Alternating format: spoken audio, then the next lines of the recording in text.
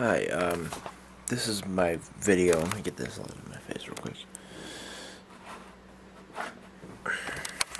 This is the video where I'm going to basically break down the philosophy of mathematics that Kant actually puts out in his Transcendental Aesthetic, mostly with his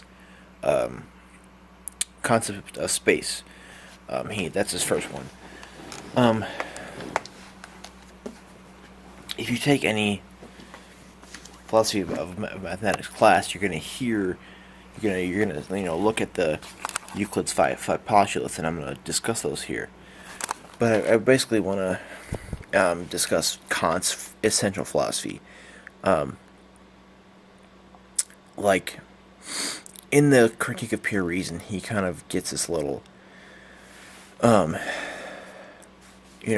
way that you classify a statement or a sentence. First of all, you have analytic and you have synthetic.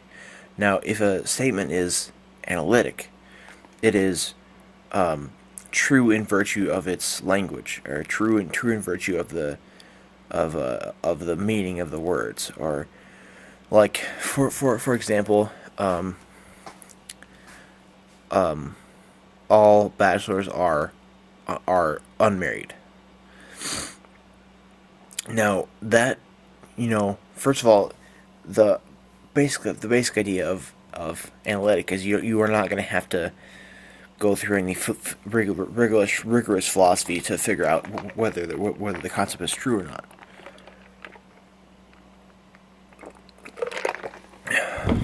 You're not going to have to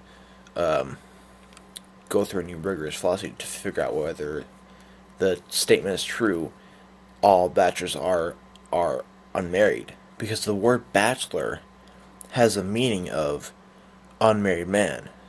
So all bachelors are unmarried is a sentence that is true in virtue of the meaning of the word bachelor.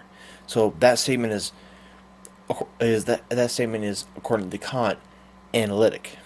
Now, if a synthetic statement, that is a statement that is not true in virtue of any of the, it's not true in virtue of any of the semantics. It's not true, you have to go through some kind of process or philosophy or something like that to figure out whether it's true. All men are presidents. That is not something, that's not something that is just immediately true because of the meaning of the word man or president. That's his synthetic statement. And then we have a priori and a posteriori, which you hear also a lot in his text. A priori, that means before experience. So he's saying that if you can know a certain thing without having had some kind of empirical experience, then that statement is a priori. A posteriori is from experience. Like I can understand that the wall is beige because of something that I'm seeing. I'm seeing that the wall is beige. I can see that. That's how I know it. That's a posteriori. And then you can, you can say that there's something a priori synthetic or a priori analytic. There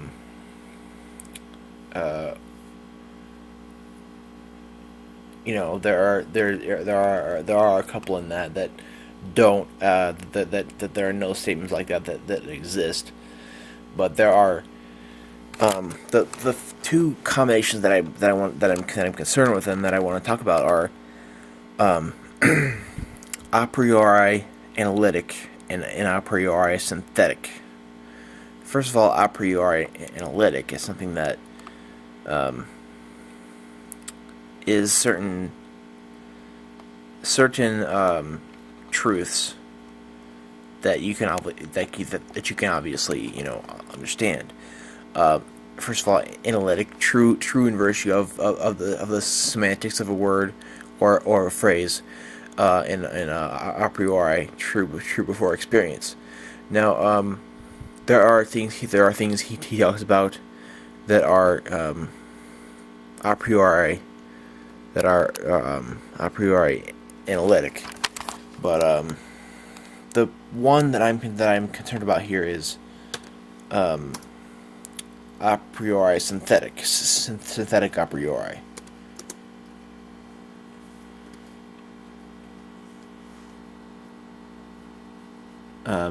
Because I'm concerned with that. I'm concerned with that, because that has to do with the concept of space and time, that he does talk about. A priori is synthetic. A priori is something if you think about it as a statement that is like that, we're thinking about something that is before experience, and yet is something that is not true in virtue of the meanings of the semantics. Now,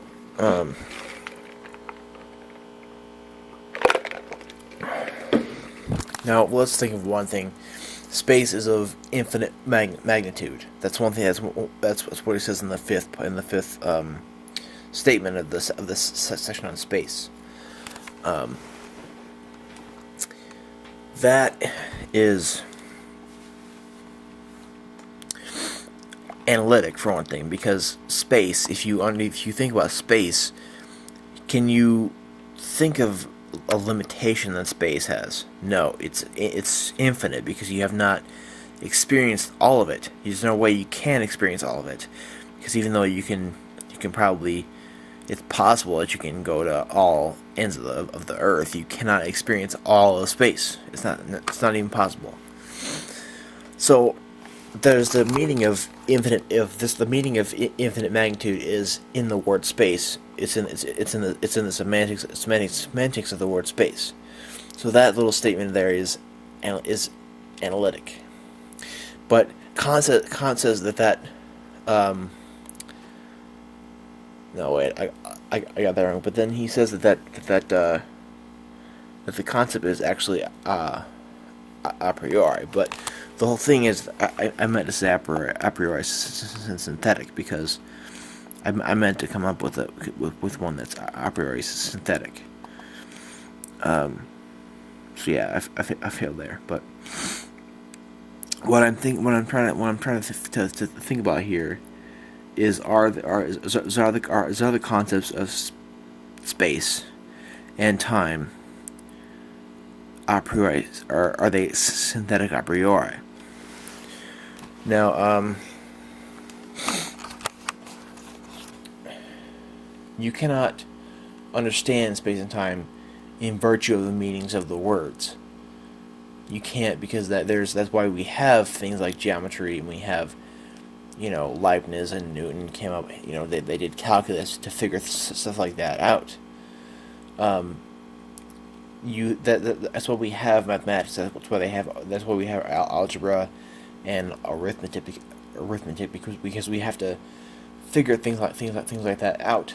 But then we have, as a ground to those things, because basically all mathematics, geometry, and things that such, all talk about all surrounding a certain part of space or a certain part of time. That's what the calculations are being done about. So we have, as a ground to those things, according to Kant, the a priori pure intuition of space and the a priori pure intuition of time.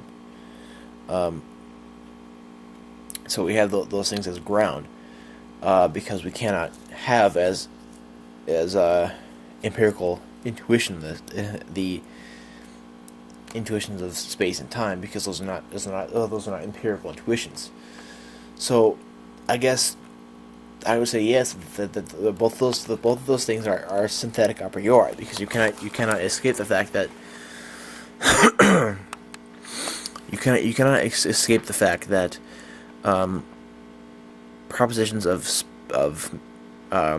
geometry and mathematics, you cannot say that those are analytic, because that's why we have to do mathematics. So that's why we have to do those things. And we also cannot say that space and time are empirical intuitions, as the things that we are calculating are. So that's why those are grounds, because we have different kinds of intuitions, pure intuitions, which are intuitions of these space and time, which ground those things. Now, I pulled up here on my computer the postulates of Euclid. This is Euclidean geometry, and he has 5 postulates. The first 4 are all analytic truths, but then the 5th one is a different thing, which is totally something that I'm gonna do a totally different video, maybe a series of videos about. Now I'm doing that. I'm discussing this because I'm concerned with what would come later after Kant, much later after Kant. Is what comes about later after Kant is that we find out that the fifth postulate can be made false. Okay, now the first postulate. A straight line segment can be drawn joining any 2 points. A straight line segment can be drawn joining any 2 points. True. Now, line segment is true. A line segment is a line between two points. That's how the word line segment is defined in geometry. So that's an analytic truth because of the word lines, the phrase line segment. It's a line drawn joining any 2 points. 2. Any straight line segment can be extended indefinitely in a straight line. Right.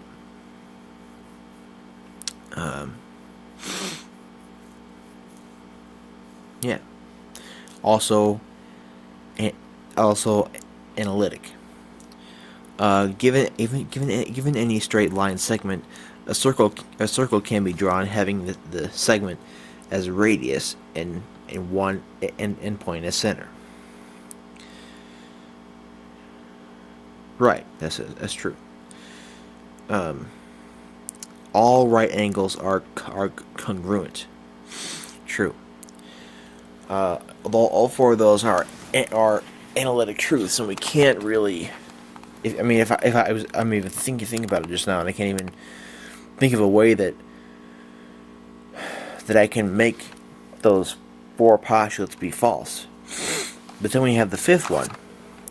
If 2 lines are drawn which intersect a third in such a way that the sum of the inner angles on one side is less than the 2 right angles, and the 2 lines inevitably must intersect each other on that side if extended far enough. This postulate is equivalent to what is known as the parallel postulate. Now, there's illustrations I can do. I mean, I've looked at this, so many times. I've thought about this, and I've discussed this, and I haven't really discussed it very much here, but there's so many times I've drawn it out, and I've looked at it, and I've taken into account the Lobachevskian geometry and the Riemannian. And I've thought about that so much, and I've thought about whether these 2 new geometries, these 2 non-Euclidean geometries, falsify the things that Kant, some of the things that Kant said. Because, first of all, if we can falsify something that that Euclid said. We have two brand new geometries. It might be it might be said to be false that space and time are a priori pure intuitions, because if we can do something totally new like that and you know postulate space in a different way, two different ways to be exact, does that, and as well as other questions, does that falsify what Kant said, that space and time are concepts synthetic a priori? That the whole idea of those concepts of space and time being synthetic a priori, that is a big nutshell to be cracked in Kant's philosophy of mathematics, because basically, it was kind of something accepted as totally true most of the time until we have these two brand new geometries, which is something that has to be looked at. And I'm gonna make a video before I. This is ending my just discussion on Kant's philosophy of mathematics. I mean, I looked at the whole transcendental aesthetic of the A version, and I read most of it to you, just so that you can hear and understand the concepts for yourself. Mostly because I don't, when I explain things, I don't do them justice, and I apologize for me reading them, because it's kind of I'm really bad at reading stuff on camera, because I don't talk very well. But I feel like I needed to do that, because I don't do justice at times when I'm explaining Kant. I kind of have a tendency to mix things up and misconstrue what he's saying. So yeah, this is gonna conclude my discussion of Kant. So of Kant on his philosophy of math. Except for in a video soon, I'm going to do the video about the non-Euclidean geometries, which questions Kant's philosophy of math. And then after that, and I would not be, I apologize for people who want to hear about Mill.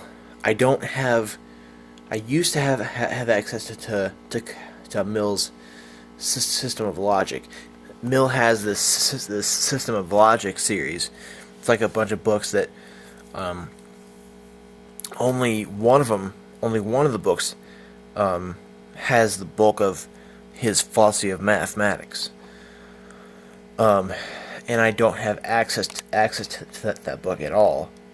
And I was looking for papers that I had that were in the Cambridge Companion to Mill. And I don't know where those papers are, and I've looked everywhere for them, so I don't know where they are. So I don't have the accurate, I don't have the text to discuss Mill here. So I'm going to skip Mill, unfortunately. I might refer back to him when I'm talking about the big three in the late 19th century, in the early 20th century philosophy of math. But I'm going to discuss, after the whole Euclidean geometry thing, I'm going to discuss logicism with Frege and Russell, and then after that I'll probably do formalism with Hilbert, and I'll do the whole things that are within that, and I'll do the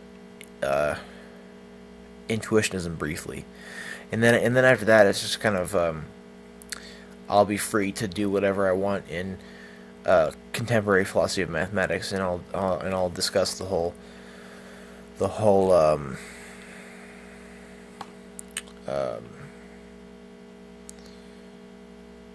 I forget what that problem's called, because I have not looked at it in so long. But anyway, I'll be back with new videos. I'm gonna finish this series before I move on to others. So okay, I'll see you in my video soon.